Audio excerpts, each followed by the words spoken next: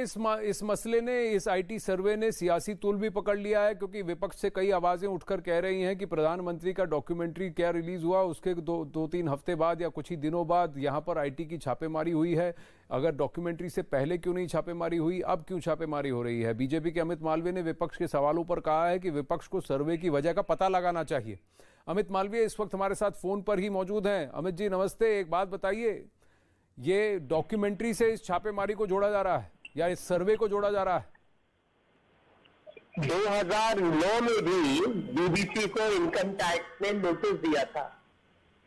ये एक कार्रवाई है जो इनकम टैक्स विभाग समय समय तक करता रहता है। और हिंदुस्तान में अगर कोई भी कंपनी है, कोई भी फर्म है जो हमारे कानून के तहत व्यापार करती है, राजस्व है, टैक्स पे करना, इससे जुड़े हुए अगर कोई सवाल इनकम टैक्स के हैं तो वो उनसे पूछ सकती है, वो एजेंसी से ये सवाल कर सकती है।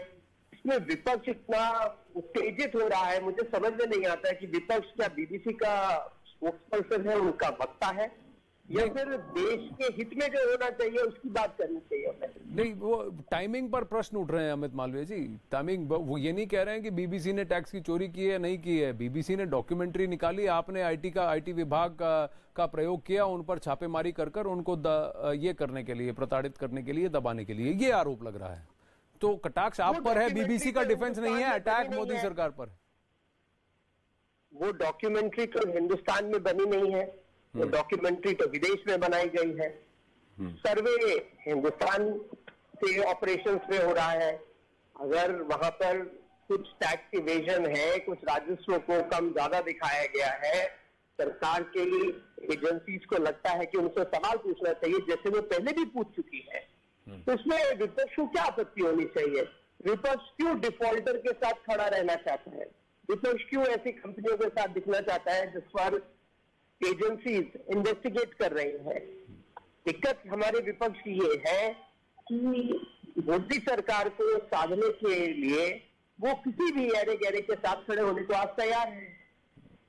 विपक्ष कह रहे हैं कि उनका ये आरोप कि मोदी सरकार या मौजूदा सरकार अपने सारे विंग्स को, सभी विभागों को अपने आर्म की तरह, यानी एक वेपनाइज कर रही है, ये आरोप यहाँ सिद्ध होता है क्योंकि एक पत्रकार फैमिली, एक इंस्टीट्यूशन जैसे बीबीसी है, अगर कोई डॉक्यूमेंट्री निकालती है तो आप वहां विदेश में जाके तो कार्रवाई कर नहीं सकते, तो फिर उनके लोकल विंग पर आप छापेमारी करवा रहे हैं, ये आरोप है।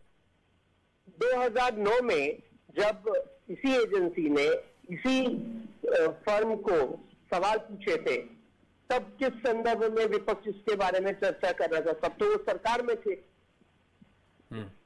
तो जब उनको सहूलियत होती है, वो सरकार के खिलाफ ऐसी घटनाओं को इस्तेमाल करने लगते हैं, और जब कुछ सत्ता में होते हैं और एजेंसीज अपना काम करते हैं तो उसको फोन अप करते हैं। ये मुझे लगता है राजनीति के दोहरे मापदंड है, और विपक्ष को समझना चाहिए कि एजेंसीज इस प्रकार की एक्टिविटीज पहले भी करती आई है, आगे भी करती आएंगी। सवाल पूछना, लोगों के दस्तावेज देखना, अगर कुछ ऊपर नीचे दिखता है, कुछ कमी बेसी है, रिपोर्टिंग ठीक नहीं है, देश के कानून का उल्लंघन हुआ है, तो इन सब चीजों को देखना और उनकी चिंता करना एजेंसीज का काम है। पर घूम फिर के सवाल वही टाइमिंग पर आ जाता है। तो अब ये टाइमिंग आपके लिए खराब हो गया, विपक्ष के लिए सही हो गया, ये भी कहा जा सकता है। ये अगर एक ऑनगोइंग इन्वेस्टिगेशन है तो रेड्स पहले क्यों नहीं हुई? डॉक्यूमेंट्री के ठीक 10-15 दिन बाद क्यों रेड्स हो रही हैं? देखिए, टाइमिंग का तो कैसा है कि आज होंगे तो बोलेंगे कि ये समय ठीक नहीं है, महीने बाद होगी तो बोलेंगे ये भी समय ठीक नहीं है, ट्रेंड हो जाती तो बोलते कि मीडिया की अभिव्यक्ति की आजादी का हनन है। तो कार्रवाई कभी भी होगी, विपक्ष उस पर कोई ना कोई मंशा बढ़ने का प्रयास करेगा। सच्चाई ये है कि जब 2009 में हुई थी, उसके बाद ऐसे सवाल पूछे गए, तब टाइमिंग के बारे में विपक्ष का क्या कहना था, आपको उनसे पूछना चाहिए।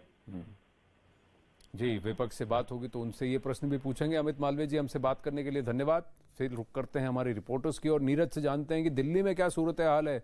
नीरज, आपने थोड़ी देर पहले किसी से लैंडलाइन पे बात की थी बीबीसी के दफ्तर में, उन्होंने कहा करीब 150 लोग अंदर हैं।